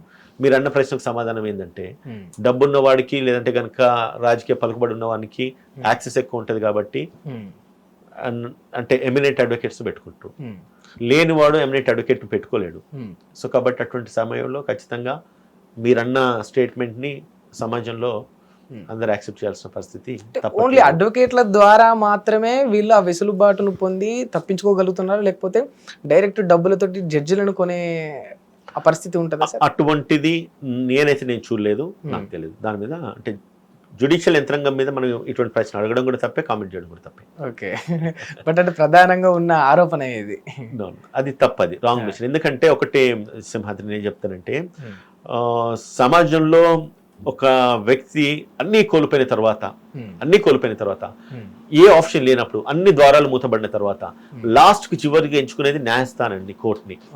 రైట్, అక్కడ కూడా సిస్టమ్ పొల్యూట్ అయిందని చెప్పేసి నిజంగానే వాళ్ళు అనుకున్నారు అనుకోండి, ఇంకా వ్యవస్థ పూర్తిగా స్తంభించిపోతుంది, ఇంకా వ్యవస్థలో ఎటువంటి విలువలు ఉన్నాయి. అంతే సార్. సో కాబట్టి నిజంగా అటువంటి జరిగినా కూడా ఎవరు బయటికి మాట్లాడరు. కాబట్టే జ్యుడిషియరీస్కి ఒక ఇది ఉంటుంది, ఏది కూడా మనము వాడుకోవాలంటే బియాండ్ లా మాట్లాడొద్దు అండ్ విచక్షణ కోల్పోయి న్యాయస్థానాల గురించి మాట్లాడద్దు, ఎక్కడ పడితే అక్కడ కోర్టుల గురించి మాట్లాడద్దు, నచ్చినట్టుగా లేకపోతే నచ్చినట్టుగా ఇప్పుడు మీరు అడిగిన ప్రశ్నలు అటువంటి కూడా పబ్లిక్ లో మనం రేస్ చేయొద్దు. సో ఎందుకంటే పబ్లిక్ సెన్సిటివ్ మ్యాటర్, ఎందుకంటే ఇప్పుడు చెప్పినట్టుగా అన్ని కోల్పోయిన తర్వాత న్యాయస్థానాన్ని ఆశ్రయించారు, అక్కడ కూడా న్యాయం జరగది, అక్కడ కూడా కరప్ట్ అయి ఉంది, పొల్యూట్ అయి ఉన్నది అనేసి నిజంగా పబ్లిక్ మైండ్స్ లో ఉంటే ఇంకా వ్యవస్థ పూర్తిగా స్తంభించిపోతుంది. ఓకే సార్, అంటే ఇవాళ నేను పేపర్ చదువుతూ ఇవాళ ఒక న్యూస్ చూశాను, దానిపైన నా మైండ్లో ఒక చిన్న ప్రశ్న మెదిలింది, మీరు దానికి ఆన్సర్ చేస్తారని భావిస్తున్నాను. ఇప్పుడు ఇక్కడ చూసుకుంటే ఎన్ని కుట్రలు పన్నినా పథకాలు ఆగవు అని చెప్పేసి ఇక్కడ బట్టి విక్రమార్క గారు ఒక ప్రెస్ మీట్లో చెప్తా ఉన్నారు. అంటే చాలా మంది ఇక బట్టి విక్రమార్క గారు ఫాలోవర్స్ కావచ్చు, ఇంకెవరైనా కాంగ్రెస్ కార్యకర్తలు కావచ్చు, వాళ్ళు ఏమనుకుంటారంటే ఇక వాళ్ళ ఆటోమేటిక్గా వాళ్ళ మైండ్లో ఏం రైజ్ అవుతుంది అంటే, కాంగ్రెస్ గవర్నమెంట్ ప్రవేశపెట్టిన పథకాలను ఈ యొక్క ప్రతిపక్షంలో ఉన్న బీఆర్ఎస్ వాళ్ళు ఆపడానికి ప్రయత్నిస్తున్నారు అని చెప్పే విధంగానే ఈ వార్త కావచ్చు, వారు చేసిన కామెంట్స్ కావచ్చు ఉన్నాయి. నిజంగా అంటే ఏ ప్రతిపక్షమైనా సరే భారతదేశంలో, నాట్ ఓన్లీ బీఆర్ఎస్, ఈ యొక్క ప్రభుత్వం ప్రవేశపెట్టే పథకాలను ఆపాలనే విధంగా ఆ పథకాలు ప్రజలకు చేరకుండా కుట్రలు పన్నుతాయా సార్? జనరల్గా పొలిటీషియన్స్ ఎప్పుడు కూడా సెల్ఫిష్ గానే ఉంటారని అనుకోవచ్చు మనం. ఎందుకంటే ఒక్కసారి పబ్లిక్ లోకి ఒక ప్రభుత్వం ఒక స్కీమ్ ప్రవేశపెట్టిన తర్వాత వాళ్ళకి ఆ స్కీమ్ సక్సెస్ఫుల్ గా అందితే ఏమైతే అంటే ఒక పొలిటికల్ పార్టీ మీద ఒక పాజిటివ్ మైలేజ్ క్యారీ అవుతుంది. ఆ పొలిటికల్ పార్టీ మీద పాజిటివ్ మైలేజ్ క్యారీ కావద్దంటే ఖచ్చితంగా వాళ్ళు దాన్ని స్టాప్ చేయాలి, దాన్ని ఆపాలి, దాన్ని నిర్మూలించాలి అన్న విధంగా మేబీ వాళ్ళ యొక్క వ్యూహాన్ని వాళ్ళు రచిస్తూ ఉంటారు. పబ్లిక్ ఎంత క్యూక్ గా ఎంత అక్యురేట్ గా పాలసీస్ కానీ లేకపోతే స్కీమ్స్ ఇంప్లిమెంట్ అయితే ఆబ్వియస్లీ ఒక ప్రభుత్వానికి మైలేజ్ క్యారీ అవుతుంది. సేమ్ టైం ఏమైతుంది, వీళ్ళ యొక్క ప్రతిపక్ష నాయకులకి ఏమైతుంది, వాళ్ళ మీద ఒకసారి పాజిటివిటీ గెయిన్ అయిందంటే వీళ్ళ మీద ఒక నెగిటివిటీ వస్తే, లేదంటే కనుక వీళ్ళు ఒక పాజిటివిటీ గెయిన్ చేయడానికి స్కోప్ ఉండదు. సో ఇక్కడ మీరు అంటున్నట్టుగా బట్టి గారు స్టేట్మెంట్ ఇచ్చినట్టు ఎన్ని కుట్రలు మన్నా కూడా మా స్కీమ్స్ ఆగాయి. కుట్రలు పన్నడానికి ప్రతిపక్షం ఖచ్చితంగా ఉంటది, స్కీమ్స్ ఇంప్లిమెంట్ చేయడానికి అధికార పక్షం ఉంటుంది. ఎందుకంటే వీళ్ళ ఓట్ బ్యాంక్ వీళ్ళకి ఇంపార్టెంట్, రేపు రాబోయే రోజులలో వీళ్ళ ప్రభుత్వంలోకి రావాలన్న ఆలోచనలో వీళ్ళ ఓట్ బ్యాంక్ వీళ్ళు గ్రాప్ చేయాలి. అంటే ఓటు తెచ్చుకునే ప్రాసెస్ కంటే కూడా వచ్చే ఓటును కొలాప్స్ చేసినా కూడా ఆ ఓటు మాకు పడుతుంది కదని చెప్పి ప్రతిపక్షాలు ఆలోచించుతాయి. సో అటువంటి ప్రాసెస్ లా ఏది అంటే ఎవరి గేమ్ వాళ్ళు ఆడితే ఎవరి కార్డ్ వాళ్ళు ప్లే చేస్తారు. కాబట్టి డిపెండ్స్ ఇంకా పబ్లిక్ ఏ రకంగా రిసీవ్ చేసుకుంటారో, పబ్లిక్ ఏ రకంగా రీచ్ అయితే ఏంటిది అనేది దట్ విల్ అంటే time will decide Simhadri. Okay sir. అంటే ఉదాహరణకు చూసుకుంటే నాకు ఒకటి ఇప్పుడు మీరు చెప్పిన తర్వాత ఒక డౌట్ వచ్చింది. మొన్నటికి మొన్న అల్లు అర్జున్ కేసు చూసుకుందాం. దేశమంతా కూడా ఒక రకమైన హడావిడి రచ్చ జరిగిపోయింది. మొత్తం నేషనల్ మీడియా కూడా ఇన్వాల్వ్ అయిపోయి ఒక 1 వీక్ అంతా ఈ న్యూస్నే కవర్ చేసింది. అంత హడావిడి జరిగిన వార్త ఇప్పుడు కనీసం చిన్న ఊసు కూడా వినిపించట్లేదు. దీని వెనకాల ఏం జరిగిందంటారు? సింపుల్గా ఒక విషయం చెప్తా, మీకు ఒక ఎగ్జాంపుల్ చెప్తా. మీకు ఒక దెబ్బ తగిలింది, రక్తం గారింది, నొప్పి ఎన్ని రోజులు ఉంటుంది? దెబ్బ తగిలంటే ఒక వారం రోజులు, 4 రోజులు. ఇంకా అది ఎప్పటికి ఉండాలనుకుంటామా? ఆఫ్ కోర్స్ ఉండదు. తర్వాత ఇంకో చోట ఇంకో దెబ్బ తగిలింది, అప్పుడు ఏమైతుంది? ఎన్ని రోజులు ఉంటుంది అది? మళ్ళీ అది కొన్ని రోజులు. అంతే కదా. మీడియాకి ఎప్పుడు ఏం కావాలి? వార్త కావాలి. ఎన్ని రోజులు కావాలి? అది నొప్పి ఎన్ని రోజులు అయితే ఉంటుందో మన ఒంటి మీద గాయము, అది తగ్గేంత వరకు మీడియాకు వార్త కావాలి, అది ప్రొజెక్షన్ ఇస్తారు. కొత్త నొప్పి ఏదైతే వచ్చిందో, కొత్త న్యూస్ ఏదైతే వచ్చిందో మళ్ళీ అటు డైవర్ట్ అవుతుంది. అంతే కదా ఎక్కడైనా కూడా. సో కాబట్టి అల్లు అర్జున్ మీడియానే ప్రొజెక్ట్ చేయట్లేదు తప్ప కేసు మాత్రం అదే విధంగా రన్ అవుతుంది అంటారా? కేసు ఆబ్వియస్లీ రన్ అవుతుంది. వన్స్ ఒకసారి ఇష్యూ కాంట్రవర్సీ అండ్ సెన్సేషన్ అయిందంటే దాంట్లో ఏం జరిగింది ఏంటి, ఆ ఇంగ్రీడియంట్స్ ఏంటి, లేకపోతే వన్స్ తెలిసిన పబ్లిక్ అవేర్నెస్ వచ్చిన తర్వాత ఆబ్వియస్లీ దాన్ని మర్చిపోతారు, పక్క పెట్టేస్తారు. అల్లు అర్జున్ కేసులో ఏం జరిగింది అనేది పబ్లిక్ ఈ రోజు మొత్తం తెలిసిపోయింది. తెలిసిపోయిన తర్వాత ప్రజలు మీ మీడియా ఛానల్ అన్ని కూడా తెలియజేస్తున్నారు కదా. ఇంకా కూడా తెలియజేయడానికి ఇంకా కొత్తగా ఏముంటది? అది ఏముండదు, ఇంకా అయిపోతుంది. ఏదైనా కూడా డైల్యూట్ అయిపోతుంది. మళ్ళీ కొత్త దానిని వాళ్ళు మళ్ళీ కొత్త న్యూస్ గురించి ఎత్తుకుంటూనే ఉంటారు. సో కాబట్టి anywhere it is the same. It's not that Allu Arjun case ఇవాళ డైల్యూట్ అయింది లేకపోతే ఇంకోటి అని కాదు. మళ్ళీ కొత్త కేసు ఇంకెవరిదైనా వచ్చింది అనుకోండి, అటు దిక్కు మీడియా డైవర్ట్ అయితే పబ్లిక్ మైండ్స్ అటు జరుగుతాయి. మీరు ఇచ్చే ప్రొజెక్షన్సే కదా పబ్లిక్ ని ఇన్ఫ్లుయెన్స్ చేస్తున్నాయి. Okay sir. సార్ ఫైనల్ గా ఒక అడ్వకేట్ గా మీరు ఏం చెప్పాలనుకుంటున్నారు జనాలకి? అంటే ఈ వ్యవస్థ గురించి, ఈ చట్టాల గురించి, న్యాయస్థానాల గురించి. ఫస్ట్ ఆఫ్ ఆల్ అడ్వకేట్ గా ఏం చెప్పాలనుకుంటే, అడ్వకేట్ గా చెప్పకూడదే నేను చెప్తా. ఫస్ట్ ఆఫ్ ఆల్ తప్పు చేయకండి. కోర్టును ఆశ్రయించాలన్న ఆలోచన ఫస్ట్ ఆఫ్ ఆల్ రావద్దు. అండ్ పోలీస్ దగ్గరికి, పోలీస్ స్టేషన్కి వెళ్ళే పరిస్థితులు మనకు రావద్దు. మనం ఇన్ జనరల్ గా అనుకుంటాం పోలీసులను, లేకపోతే న్యాయస్థానంలో, లేకపోతే హాస్పిటల్కి వెళ్ళే పరిస్థితి రావద్దు అనుకుంటాం, కానీ ఖచ్చితంగా అది తప్పది. సో కాబట్టి ఆ సిచ్యుయేషన్స్ తీసుకురాకండి. ఒకవేళ నిజంగానే ఎక్కడైనా అన్యాయం జరిగింది అన్నప్పుడు దాన్ని మన పరిధిలో మనం రిజాల్వ్ చేసుకోగలుగుతామా? ఫస్ట్ ఆఫ్ ఆల్ ఈ 4 గోడల మధ్యలో రిజాల్వ్ చేసుకోగలుగుతాం. Even single husband and wife ఇష్యూసే కావచ్చు, అన్నదమ్ముల మధ్య తగాదాలే కావచ్చు, లేకపోతే కుటుంబ కలహాలే కావచ్చు, లేకపోతే ఇన్ జనరల్ గా రోడ్డు మీద పోతే ఎవడన్నా మనల్ని అరిచినాడు, ఆ క్షణం మనం నోరు మూసుకొని ఊరుకుంటే సరిపోతుంది. వాడి మీద తిరిగి అరిచినప్పుడు వాడు ఏం చేస్తాడు? వాడు మన దగ్గరకు వచ్చేసి కొట్టుకోవడం, తిట్టుకోవడం, గలాట చేయడము, ఇటువంటి జరగకుండా చూసుకోవాలి. ఇంకొకరిని సొమ్మును ఆశించో, లేకపోతే ఇంకొకరిని ప్రాపర్టీని ఆశించి ఇటువంటి చేయడం వల్ల ఖచ్చితంగా మనం పరిధి మనం దాటిన తర్వాత మళ్ళీ మీరు అన్నట్టుగా లీగల్ ఆస్పెక్ట్స్, పోలీస్ ఆస్పెక్ట్స్ వస్తాయి. అంటే ఫస్ట్ ఆఫ్ ఆల్ నేను ఎప్పుడు అనుకునేది, ఎప్పుడు భావించేది ఏంటంటే వ్యక్తుల యొక్క వ్యక్తిత్వంలో మార్పు రావాలి. అండ్ విధానాలు ఏవైతే అంటే ఇప్పుడు సొసైటీ ఏ రకంగా అయితే వెళ్తుందో అటువంటి సొసైటీని మనము కనెక్ట్ కాకుండా ఉండాలి. అంటే వాళ్ళతో పని తీసుకునే విధంగా, లేకపోతే ఎవరో వచ్చి ఏదో చేస్తారు, ఏదో అద్భుతం జరిగిపోతుంది, నాకేమైతే నేను ఫోన్ కొడితే 10 మంది వస్తారు, ఆ ఒక అరగెన్స్, ఆ ఒక ఈగోస్ అన్ని పక్కన పెట్టి నిన్ను సెల్ఫ్ ప్రొటెక్టివ్ గా మనం ఉండగలిగితే చాలు. అండ్ మనకి ఏదైనా సమస్య వస్తే మనమే రిజాల్వ్ చేసుకోగలిగితే చాలు. ఇంకొకరిని ఆశ్రయించి మన సమస్యకు ఇంకోటి పరిష్కారం అంటే కడుపు నొప్పి మనకొస్తే పక్కనకు మందు పెట్టి ఆలోచన తీయద్దు అన్నట్టు. ప్రాబ్లం మనకొస్తే మనమే రిజాల్వ్ చేసుకోవాలి, అది మనమే దానికి ప్రాపర్ ట్రీట్మెంట్ చేసుకోవాలి. అప్పుడు ఏమైతే అంటే మీరు అన్నట్టుగా ఈ యొక్క యంత్రాంగాన్ని మనం టచ్ చేసే అవసరం మనకు ఉన్నది కదా సింహాద్రి. సో కాబట్టి ఫస్ట్ ఆఫ్ ఆల్ నేరం చేయొద్దు, తప్పు జరగదు. అసలు కోర్టుకు వెళ్తే సాల్వ్ అవుతుంది అనే విషయం పక్కన పెట్టి అసలు కోర్టుకు వెళ్ళని పరిస్థితి తెచ్చుకోవాలి. అంతే కదా. మరి ఇప్పుడు నేరమే చేయకపోతే కోర్టుకు వెళ్ళే పని ఉండదు. అన్యాయం ఎక్కడైతే జరిగిందో అక్కడే మనం సమర్థించుకోగలం, మనం సరి చేసుకోగలిగితే ఇంకొకరి న్యాయం కోసం ప్రాధాయపడి మనకు ఉండదు. మీరు అంటున్నట్టుగా ఒకసారి కోర్టుకు వెళ్తే 5 ఏళ్ళు 10 ఏళ్ళు లాగేస్తుందని చెప్పేసి ప్రతి ఒక్కరు అనుకుంటారు. మరి నీకు అంత నీ నాలెడ్జ్ ఉన్నప్పుడు 5 ఏళ్ళు 10 ఏళ్ళు లాగుతుంది అనే నాలెడ్జ్ ఉన్నప్పుడు మరి నువ్వు తప్పు చేయడం ఎందుకు, కోర్టును ఆశ్రయించడం ఎందుకు, మోసపోవడం ఎందుకు? ఇప్పుడు నమ్మిన చోటే మోసం ఉంటది, నువ్వు నమ్మాల్సిన అవసరం ఏముంది? నీ జాగ్రత్తలు నువ్వు ఉంటే సరిపోతుంది కదా. ఇప్పుడు ఒక వ్యక్తి ఒక కేసు పట్టుకొని మన కాడికి వస్తాడు, సార్ నేను నమ్మి 10 లక్షలు ఇచ్చిన సార్, నా దోస్తే అనుకుని నేను ఇచ్చిన, నా కులపోవడానికి ఇచ్చిన, మతమోడానికి ఇచ్చిన, నా అన్నోనికి ఇచ్చిన, తమ్ముడానికి ఇచ్చిన, నన్ను మోసం చేసింది సార్. నమ్మకం ఉన్న చోటనే కదా మోసం ఉండేది. నువ్వు మోసపోతావు ఎప్పుడైతే నమ్మిన ఉన్నది, దాన్ని 2 పట్టాల లాంటి నమ్మకం, మోసం అనేది 2 పట్టాల లాంటిది. ఖచ్చితంగా ఒకే విధంగా ప్రయాణిస్తూనే ఉంటది. ఏదో ఒక రోజు అది జరిగిందంటే ఇది జరుగుతూనే ఉంటది. సో కాబట్టి బెటర్ అంటే మన ఎంత లిమిట్స్ లో ఉంటే అంత లిమిట్స్ లో ఉంటే సరిపోతుంది. సో ఫైనల్ అన్యాయం మోసపోయిన తర్వాత మళ్ళీ న్యాయం కోసం ఎత్తుకాలంటే మనం కాదు, ఇంకా మన న్యాయస్థానాలు, అక్కడ ఇంకో పెద్ద మోసం జరుగుతుంది. వీడికి అర్థం కాదు, కోలుకునే లోపు జీవితం పోతుంది. నేను యాక్చువల్లీ ఫస్ట్లోనే క్వశ్చన్ రైజ్ చేశాను, నాకు ఇంకా ఆన్సర్ లభించలేదు సార్. మీ లైఫ్లో మీరు టేకప్ చేసిన బెస్ట్ కేసు అంటే మీరు మర్చిపోలేనిది ఒక అడ్వకేట్గా? కేసెస్ అంటే చాలా చేసున్నాను మాదిరి. మర్చిపోలేని కేసు అంటే మర్చిపోలేని కేసు అని కాదు, అంటే సందర్భం వచ్చింది మీరు అడుగుతున్నారు కాబట్టి. నేను ఇన్సిడెంట్ నాకు మంచి పేరు తెచ్చిన కేసు అండ్ ఒక అడ్వకేట్గా నా లైఫ్లో నా జన్మకి ఇది చాలు అనుకున్న కేసు ఒకటి. మీకు అందరికి తెలుసుంటే డిఏవి స్కూల్ ఒక పాప మీద రేప్ అటెంప్ట్ జరిగింది. అంటే ఆ స్కూల్ ప్రిన్సిపల్ యొక్క డ్రైవర్ రేప్ అటెంప్ట్ చేసి 4 years గర్ల్. ఆమె మీద ఎప్పుడైతే జరిగినప్పుడు వాళ్ళ పేరెంట్స్ నా దృష్టికి తీసుకొచ్చినారు. దృష్టికి తీసుకొచ్చిన తర్వాత ఇట్లా నా పాప మీద ఎవరో ఇట్లా అగత్యం చేసినారు, ప్రిన్సిపల్ డ్రైవర్ అట అని చెప్పి. నిజంగా అది ఏంటంటే నేను దాన్ని ఫస్ట్ ఆఫ్ ఆల్ అంటే కేసు ఒక అడ్వకేట్గా చూడలే. నిజంగా ఆ పేరెంట్స్ నిస్సాయ స్థితిలో ఉండరు, వాళ్ళకి నాలెడ్జ్ లేదు. అంటే జస్ట్ ఒక సింపుల్ ఫ్యామిలీ వాళ్ళది. సో ఆ పాప నిజంగానే వీళ్ళు నిజం చెప్తున్నారు అబద్ధం చెప్తున్నాడు ఒకసారి ఆ పాపను పిలిచి అడిగినప్పుడు ఆమె మీద జరిగిన అగత్యం ఏదైతే ఉందో క్లియర్ కట్ గా నరేట్ చేసింది అమ్మాయి. ఆ పాప చిన్న 4 years గర్ల్.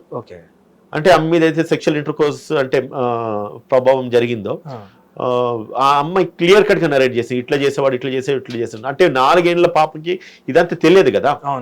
ఏం జరిగితే వాళ్ళు అమాయకంగా అదే చెప్పేస్తారు, ఏం జరిగిందో అది చెప్పేస్తాడు. చెప్పిన తర్వాత ఫస్ట్ నాకు నమ్మకం ఏర్పడ్డది. సో నేను తర్వాత అనుకున్నాను ఖచ్చితంగా వాడి మీద యాక్షన్ తీసుకోవాలనుకున్నాను. తర్వాత మళ్ళీ ఒక డౌట్ కూడా వచ్చింది. ఈ స్కూల్లో జరిగింది కదా, స్కూల్లో మనం ఒకసారి మాట్లాడితే వాళ్ళని పేరెంట్స్ ఇన్ఫ్లుయెన్స్ చేస్తారా, ఈ ఇష్యూ కేసు డైల్యూట్ అవుతుంది అనుకొని అది కూడా నాకు రాత్రి నేను అది ఆలోచించిన. తెల్లారి సరే ఆపరేషన్ మొదలు పెడదాం అనుకొని స్కూల్ మేనేజ్మెంట్ పిలిపించిన ఏదో హోటల్ కూర్చుని మాట్లాడుకున్న తర్వాత వాళ్ళు ఎట్లా డైవర్ట్ చేస్తున్నారంటే ఈ పేరెంట్స్ మైండ్ ను డైవర్ట్ చేసి ఎంతో కొంత ఇచ్చి క్లోజ్ చేద్దాం, డబ్బులతో మేనేజ్ చేద్దాం అనుకున్నారు. ఒకవేళ వీళ్ళకి కనుక డబ్బులు కమ్ముడు పోయి ఉంటే న్యాయం అన్నది ఏదో ఒక చోట అన్యాయం జరుగుతుంది, న్యాయం అన్న ఆగిపోతుంది. సేమ్ టైం వీడు ఒక్క పాప మీద చేసిండు అంటే ఇంకా మిగతా వాళ్ళ మీద కూడా చేసిండు ఉంటాడు అన్న ఒక ఆలోచన నాకు నిజంగా మైండ్కి తట్టిన తర్వాత వాళ్ళను గమనిస్తా ఉన్నాను. ఎక్కడ వీళ్ళు కాంప్రమైజ్ అవుతారని ఒక భయం అయితే నాలో ఉండే. అవసరమైతే వాళ్ళు నన్ను కొనిద్దామని చూస్తున్నారు, లేదంటే కనుక వాళ్ళని కొనిద్దామని చూస్తున్నారు. అంటే ఆ మూమెంట్ లో వాళ్ళ మైండ్ సెట్ లో ఉన్నారు. నేనేమనుకున్నానంటే ఇది ఏదో ఒక చోట ఎరాడికేట్ కావాలి, స్టాప్ కావాలి. అంటే ఈ పాప మీద జరిగింది దేశవ్యాప్తంగా ఇంకెంతమంది మీద జరుగుతుందో, ఎన్ని స్కూల్స్ లో జరుగుతుందో ఇది పూర్తిగా నిర్మూలించాలి. అంటే డిఏవి స్కూల్ అనేది it's not a small school, ఒక 1200 బ్రాంచెస్ అక్రాస్ ద కంట్రీ ఉన్నాయి. వాడు ఏదని చేయగలుగుతాడు, ఎక్కడ ఏం జరిగినా కూడా సర్ప్రైజ్ చేయగలుగుతాడు. ఒక స్కూల్లో హైదరాబాద్ బంజారా హిల్స్ సెంటర్ లో ఉన్న స్కూల్లోనే ఇది జరుగుతుంటే వేరే వివిధ ప్రాంతాలలో గవర్నమెంట్ స్కూళ్లలో ఆడపిల్లలు చిన్నపిల్లల పరిస్థితులు ఏంటిది, ఎంత మెంటల్ ట్రోమా గురవుతారు అనేది నాకు మైండ్ లో అది ప్రోగ్రామింగ్ జరుగుతూ ఉన్నది.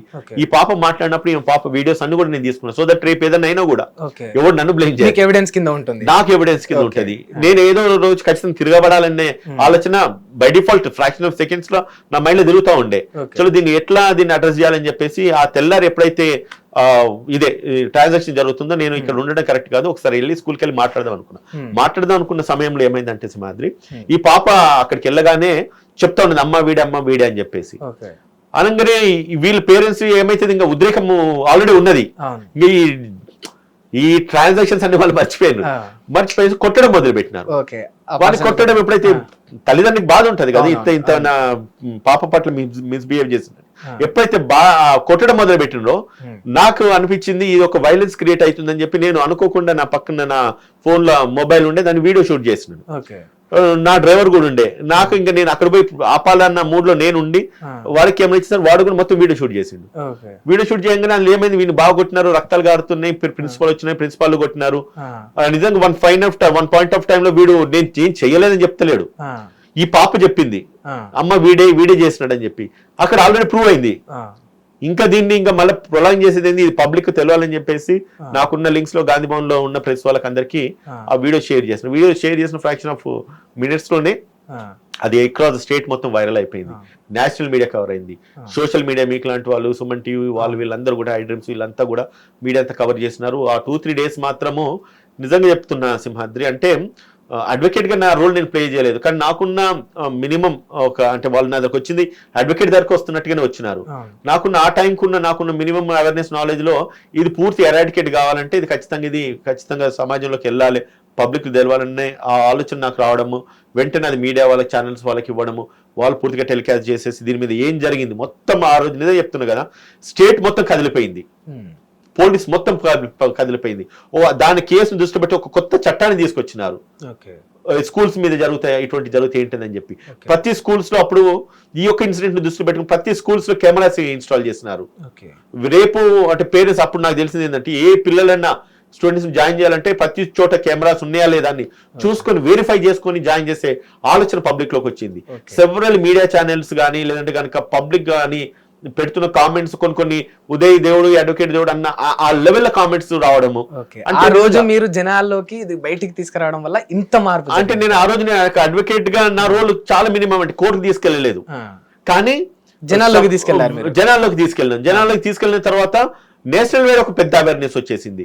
ఈ రోజు ఏ స్టూడెంట్ ఒక పిల్లల్ని బయటకు పంపించాలన్నా పేరెంట్స్ వాళ్ళని మానిటర్ చేస్తున్నారు. ఆ రోజు మొత్తం ఉన్న స్టాఫ్ మొత్తం మార్చేసిండ్రు, ప్రతి చోట కెమెరాస్ ఇన్స్టాల్ అయినాయి. అక్కడే కాదు, ఈవెన్ అప్పుడు డిఓ కదిలిండ్రు, ఎడ్యుకేషన్ మినిస్టర్ సబితా ఇంద్రారెడ్డి గారు ఉండే, ఆవిడ కూడా పిలిచి మాట్లాడడం జరిగింది. ఈవెన్ అప్పుడు కేటీఆర్ గారు కూడా దాని మీద స్పందించడం, చిరంజీవి కూడా దాని మీద స్పందించడము. ఇట్స్ లైక్ అంటే నేను ఆ రోజు తీసుకున్న ఒక్క నిర్ణయము యంత్రాంగాన్ని పూర్తిగా కుదిపేసింది. అంటే భగవంతుడు ఆ టైంకి అన్నట్లు నడిపించిందని నేను భావిస్తాను, కానీ నా గొప్పతనం నేను అనుకున్నాను. ఎందుకంటే నేను అనుకున్న దానికంటే నా స్థాయికి మించి అది కేసు డ్రైవ్ అయిపోయింది, పబ్లిక్ లో డ్రైవ్ అయిపోయింది. అప్పుడు అనుకున్నాను జస్ట్ ఈ జన్మకి ఇది చాలా అనుకున్నాను. So that is one of the best case నేను చెప్పగలుగుతాను. దానివల్ల సమాజంలో చాలా మార్పులు జరిగినాయి. ఇంకోసారి ఇటువంటి చిన్న చిన్న ఇన్స్టిట్యూషన్స్ లో కానీ గవర్నమెంట్ స్కూల్స్ లో కానీ ఇటువంటి నేరాలు జరగకుండా నిర్మూలించే విధంగా ఏం చేయాలనేది ప్రభుత్వాలు కూడా చర్య తీసుకున్నాయి. నాకు కూడా నా లైఫ్ లో ఒక క్లాసిక్ ఎగ్జాంపుల్, నా తోటి అడ్వకేట్స్ కూడా ఎంతమంది చూస్తున్నారు, వాళ్ళు చాలా మంది అప్రిషియేట్ చేస్తున్నారు. సరే అది అక్కడికి ఆగిపోలేదు, బట్ ఆ ఫ్లో ఇంకా కూడా నడుస్తా ఉంది. కాబట్టి that is my one of the best case I dealt with, not in judicial aspects లో కాదు, ఒక న్యాయవాదిగా నా దగ్గరకు వచ్చిన కేసుని నేను టర్న్ చేసిన విధానాన్ని బట్టి I'm happy with that case. Okay sir, thank you. Hit TV app, ఇందులో short news, live news, entertainment shows, movies, digital magazines తో పాటు మీ జిల్లా వార్తలను కూడా ఫ్రీగా చూడొచ్చు. అంతేకాదు కేజీ నుంచి పీజీ వరకు విద్యార్థులకు స్కాలర్షిప్ కూడా అందిస్తున్నాం. ప్రతి వారం 10 మందికి లక్కీ డ్రా ద్వారా ఒక్కొక్కరికి 10,000 రూపాయలు అందిస్తున్నాం. ఇంకెందుకు ఆలస్యం, వెంటనే హిట్ టీవీ యాప్ ని డౌన్లోడ్ చేసుకుని ఫ్రీగా ఎంటర్టైన్మెంట్ పొందండి. Hit TV app, hit TV app, please download hit TV app. Hit TV app ని ఫ్రీగా డౌన్లోడ్ చేసుకొని ఎంజాయ్ చేయండి. మీకు నచ్చిన ఎంటర్టైన్మెంట్ కోసం హిట్ టీవీ యాప్ ని ఫ్రీగా డౌన్లోడ్ చేసుకొని ఎంజాయ్ చేయండి. హిట్ టీవీ యాప్ ని డౌన్లోడ్ చేసుకుని ఆస్వాదించండి, ఆశీర్వదించండి. ఇంతమంది సెలబ్రిటీలు హిట్ టీవీ యాప్ ని డౌన్లోడ్ చేసుకోండి అని చెప్తున్నారంటే ఎంత మంచి యాప్ ఆలోచించండి. అమెరికా అమెరికా అమెరికా అమెరికాలో చదవాలనుకునే వాళ్ళకి విశ్వసనీయమైన పేరు మన శౌర్య కన్సల్టెన్సీ. UK లో 1 year masters, UK లో 1 year masters, 2 years work permit up to 5 years visa. Contact Saurya Consultancy. Contact 89851 89851.